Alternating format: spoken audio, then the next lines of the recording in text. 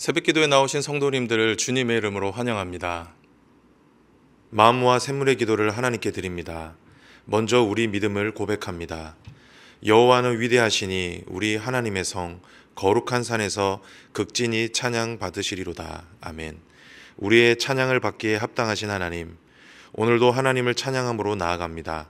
날마다 하나님의 위대하심을 깨달으며 겸손히 하나님 앞으로 나아가는 자녀들 되게 하옵소서. 교회와 예배를 위해 기도합니다. 터가 높고 아름다워 온 세계가 즐거워하며 큰 왕의 성 곧 북방에 있는 시온산이 그러하도다. 아멘. 모든 만물 가운데 높임 받기 합당하신 하나님, 하나님 안에서 기뻐하며 즐거워하는 자녀 되게 하소서. 매 주일 예배의 자리로 나올 때마다 기뻐하며 기대함으로 나오게 하시고 서로 돌아보아 믿음의 지체들을 사랑과 섬김으로 세워가는 자녀들 되게 하소서. 목장과 성도들을 위해 기도합니다. 하나님이여, 우리가 주의 전 가운데서 주의 인자하심을 생각하였나이다. 아멘. 우리에게 사랑과 긍휼을 베푸시는 하나님, 하나님의 손에 붙들린 믿음의 자녀요 믿음의 공동체임을 고백합니다. 주의 인자하심을 본받는 믿음의 지체들 되게 하시고 서로를 돌아보아 나눔과 섬김의 손길이 가득하게 하소서. 전도와 선교를 위해 기도합니다. 하나님이여, 주의 이름과 같이 찬송도 끝까지 미쳤으며 주의 오른손에는 정의가 충만하였나이다. 아멘. 열방 가운데 높임받기 합당하신 하나님, 땅끝까지 복음이 증거되게 하시고 주의 영광과 이름이 가득히 드러나게 하소서. 복음 들고 열방 가운데 사역하는 선교사님들을 지켜주시고 복음의 열정과 은혜가 날마다 넘쳐나게 하소서. 다음 세대와 청년을 위해 기도합니다. 이 하나님은 영원히 우리 하나님이시니 그가 우리를 죽을 때까지 인도하시리로다. 아멘. 우리를 영원히 인도하시는 하나님, 우리의 다음 세대와 청년들을 인도해 주시길 간절히 구합니다. 선악을 분별할 지혜를 더해 주시며 세상의 가치를 거스르는 믿음의 세대가 되게 하소서. 삶의 방향을 결정할 때마다 가장 먼저 하나님께 나아가는 자녀들 되게 하시고 흔들림 없는 믿음의 담대함을 가지고 이 땅을 살게 하소서. 오늘도 우리와 함께 하시며 선한 길로 인도하시는 예수님의 이름으로 기도합니다. 아멘. 오늘 우리에게 주시는 하나님의 말씀은 누가복음 2장 1절에서 7절 말씀입니다. 그때 가이사 아구스도가 영을 내려 천하로 다 호적하라 하였으니 이 호적은 구레뇨가 수리아 총독이 되었을 때에 처음 한 것이라. 모든 사람이 호적하러 각각 고향으로 돌아가매 요셉도 다윗의 집 족속이므로 갈릴리 나사렛 동네에서 유대를 향하여 베들레헴이라 하는 다윗의 동네로 그 약혼한 마리아와 함께 호적하러 올라가니 마리아가 이미 잉태하였더라. 거기 있을 그때에 해산할 날이 차서 첫 아들을 낳아 강보로 싸서 구유에 누였으니 이는 여관에 있을 곳이 없음이러라. 오늘 우리에게 주시는 하나님의 말씀은 성탄입니다. 오늘은 예수님께서 이 땅에 오신 날을 기념하는 성탄절입니다. 오늘 전 세계 교회에서는 아기 예수님의 탄생을 축하하는 예배를 드릴 건데요. 그래서 오늘은 성탄의 의미에 대해서 함께 묵상하고자 합니다. 바라기는 오늘 말씀을 통해 참된 성탄의 의미를 발견하고 진심으로 기쁘게 성탄절을 보낼 수 있기를 주님의 이름으로 축복합니다. 첫 번째, 성탄의 의미입니다. 그것은 바로 우리 가운데 오신 예수님입니다. 성탄은 하나님의 아들이신 예수님께서 인간의 역사 가운데로 들어오신 사건입니다. 이것이 성탄의 의미이죠. 오늘 본문 1절과 2절을 보면 예수님의 탄생의 구체적인 역사를 기록하고 있습니다. 함께 보도록 하겠습니다. 그때 가이사 아구스도가 영을 내려 천하로 다 호적하라 하였으니 이 호적은 구레뇨가 수리아 총독이 되었을 때에 처음 한 것이라. 왜 성경은 구체적인 예수님 탄생 기사를 기록했을까요? 그것은 분명합니다. 예수님의 탄생의 확실성을 보증하기 위해서입니다. 예수님의 탄생이 역사적인 사실이라는 거죠. 하지만 여기에는 더 깊은 의미가 담겨 있습니다. 그것이 무엇이냐면 예수님께서 우리가 살아가는 시간과 공간 안으로 찾아오셨다라는 거죠. 우리는 이 사실을 다른 복음서를 통해서도 확인을 할 수가 있습니다. 마태복음 1장 23절을 함께 보도록 하겠습니다. 보라, 처녀가 잉태하여 아들을 낳을 것이요 그의 이름은 임마누엘이라 하리라 하셨으니 이를 번역한즉 하나님이 우리와 함께 계시다 함이라. 천사가 마리아에게 예수님 탄생에 대한 예언을 하면서 그 의미가 무엇이라고 설명했습니까? 하나님이 우리와 함께 계시다. 성도 여러분, 성탄이 우리에게 기쁜 이유는 부족하고 연약한 인생 가운데 예수님께서 찾아오셨기 때문입니다. 저와 여러분을 구원하기 위해 하늘 보좌를 버리시고 낮고 천한 이 땅 가운데 인간의 몸을 입고 오셨기 때문이죠. 그렇기에 그 예수님께서 지금도 우리와 함께 하실 수가 있는 겁니다. 이것이 참된 성탄의 의미입니다. 바라기는 이 사실을 믿음으로 받으시기를 바랍니다. 그리하여 오늘 우리에게 허락하신 성탄절을 기쁨과 감사로 보낼 수 있게 되기를 주님의 이름으로 축복합니다. 두 번째 성탄의 의미입니다. 그것은 바로 환영받지 못한 예수님입니다. 우리는 앞서 말씀을 통해 성탄은 예수님이 우리 가운데 오신 사건임을 배웠죠. 그런데 참 안타깝게도 사람들은 우리 가운데 오신 예수님을 환영하지 않았습니다. 환영받지 못한 임마누엘이었다라는 겁니다. 이것이 성탄의 두 번째 의미입니다.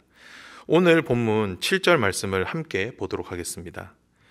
첫째 아들을 낳아 강보로 싸서 구유에 누였으니 이는 여관에 있을 곳이 없음이러라. 옛날 성극을 기억하시거나 전통적인 성탄절 이미지를 생각해 보면 이 말씀은 참 목가적인 것 같습니다. 그런데 우리가 이 말씀을 한 걸음만 떨어져 생각을 해보면 사실 이 말씀은 상당히 야박하고 매정한 말씀이죠. 여러분 한번 생각해 보십시오. 그 누가 만삭인 여인을 야박하게 대할 수 있겠습니까? 지하철과 버스만 타도 임산부에게 자리를 양보하는데 출산이 임박한 여인에게 쉴 만한 방을 내어주지 않는다라는 게 상식적으로 맞는 일일까요? 그런데 여기에서 우리는 중요한 그 이유를 알 수가 있습니다. 그건 이 세상이 예수님의 오심을 환영하지 않았다라는 겁니다. 하나님의 아들이신 예수님께서 인간들을 구원해 주시기 위해 이 땅 가운데 오셨는데 정작 인간들은 예수님을 알아보지 못하고 환영하지도 않았다라는 거죠. 그런데 이것이 비단 그 당시뿐이겠습니까? 지금도 여전히 사람들은 이 땅에 오신 예수님을 알아보지 못하고 환영하지 않습니다. 여러분도 아시겠지만 이제 미국에서는 메리 크리스마스 대신에 해피 헐리데이즈를 보편적으로 사용하고 있습니다. 우리는 이런 현상을 통해 이 땅에 오신 예수님을 사람들이 더 이상 환영하지 않을 뿐만이 아니라 그들의 기억 속에서도 지우려고 한다라는 인상을 받게 됩니다.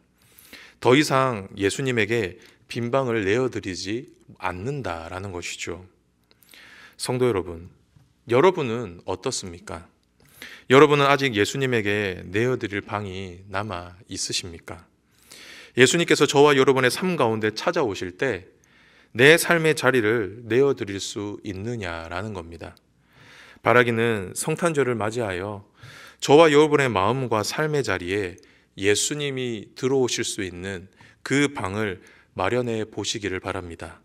그리하여 예수님을 나의 주님으로 모시고 그 주님의 다스림 안에 동행하며 사실 수 있게 되기를 주님의 이름으로 축복합니다. 마지막인데요. 마지막으로 성탄의 의미는 무엇입니까? 그것은 바로 그럼에도 오신 예수님입니다. 하나님의 아들이신 예수님은 사람들에게 환영을 받지 못했습니다.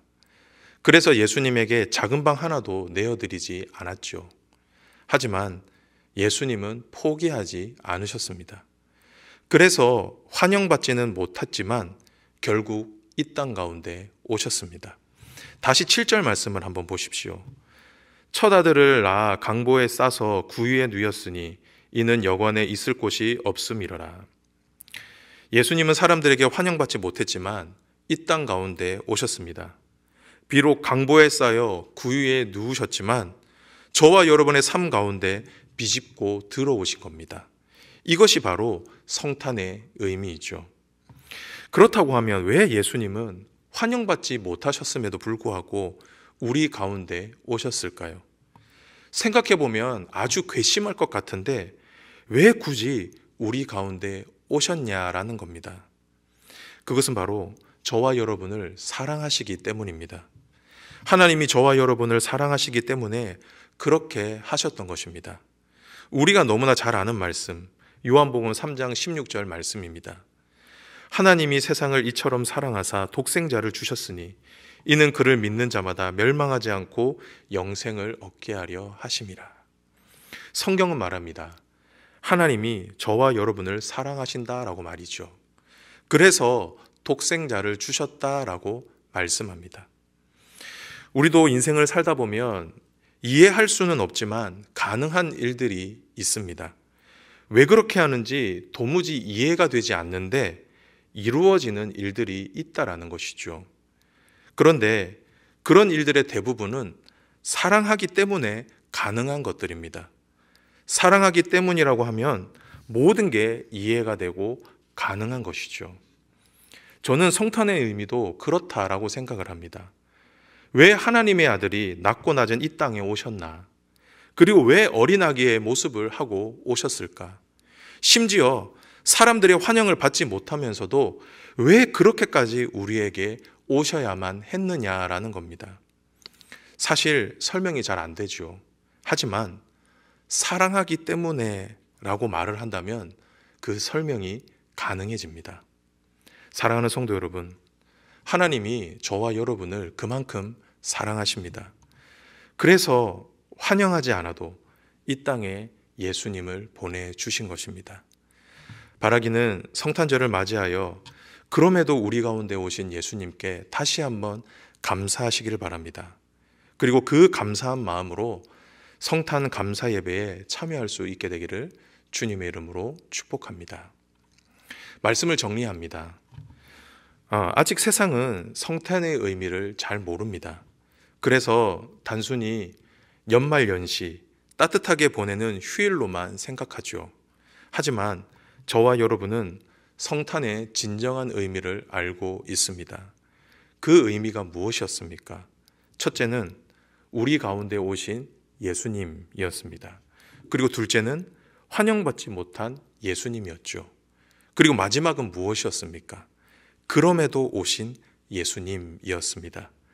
바라기는 오늘 배운 성탄의 의미를 잘 기억하시고 오늘 하루 복되고 기쁜 성탄절을 보낼 수 있기를 주님의 이름으로 축복합니다.